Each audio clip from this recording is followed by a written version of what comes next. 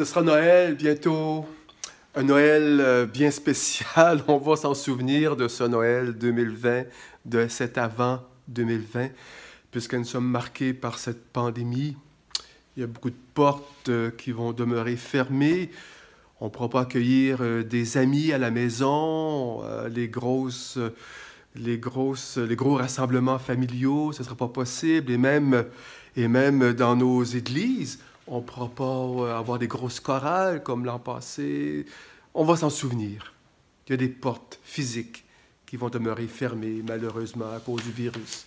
Mais il y a des portes intérieures qui vont être ouvertes parce qu'il n'y a aucun virus qui a accès à ces portes-là, des portes intérieures. Je pense aux portes de la confiance en soi, je pense aux portes de la réussite, aux portes de la paix, portes de l'amour, du partage. Bon, tout ça, c'est toi qui as les clés entre les mains.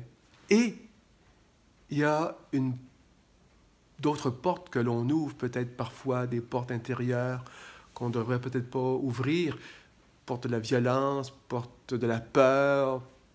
Il y a des portes qu'on ouvre, qu'on ne devrait pas, les portes de la drogue, les portes du sexe sans amour, les portes de l'abus, les portes... Bon, on les connaît, ces portes-là. Mais il y a aussi une porte tout au fond de ton cœur, là où réside le meilleur de toi-même. Cette porte, c'est celle que Dieu veut ouvrir. Cette porte où se trouve ce qu'il y a de plus précieux en toi, ce qui fait que c'est toi, tes rêves, tes joies, tes limites, peut-être tes peurs, ton jardin intérieur que peut-être tu n'as jamais ouvert à personne, des choses que tu gardes secrets que pour toi. Et c'est là que Dieu veut descendre, dans le fond de ton cœur. Pas en superficiel, pas en superficie, mais dans le fond de ton cœur. C'est là que Dieu se sent à l'aise chez toi. Et Dieu veut ouvrir cette porte. Ou plutôt, il vient frapper à cette porte. Des fois, on ne l'entend pas. Il y a tellement de bruit dans nos vies, tellement de bruit. Les iPhones, les iPads, les ordinateurs, plein de bruit. On a trop de musique dans notre tête parfois. Mais le temps de l'Avent est peut-être un temps pour descendre dans le fond de ton cœur, pour entendre ce Dieu qui frappe à la porte de ton cœur. Et quand Dieu veut entrer dans ton cœur, il ne va pas entrer en défonçant les portes. Ce n'est pas la façon de Dieu. Quand on regarde dans la Bible, la façon que Dieu agit, c'est toujours plein de délicatesse, plein de patience. Dieu va toujours frapper à la porte, même quand on ne l'ouvre pas. Il va toujours être là, parce qu'il est fidèle.